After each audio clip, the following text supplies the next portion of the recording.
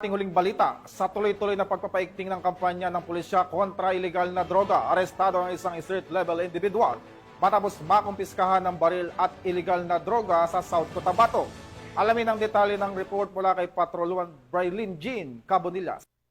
Ng mga otoridad ang ilegal na droga at baril sa isang street-level individual sa isinagawang buy-bust operation sa Barangay GPS, Coronadal City, South Cotabato. Nito lamang ika-22 ng Hulyo, 2025. Kinilala ni Police Lieutenant Colonel Peter L. Pinalgan Jr., hepe ng Coronadal City Police Station, ang suspect na si alias Bugoy, 30 taong gulang, isang vendor at residente ng poblasyon Tantangan, South Cotabato. Bandang alas 9 ng gabi nang isinagawa ng mga tauhan ng Coronadal City Police Station kasama ang South Cotabato Provincial Police Drug Enforcement Unit at 1st South Cotabato Provincial Mobile Force Company ang buy-bust operation kung saan naaresto ang suspect.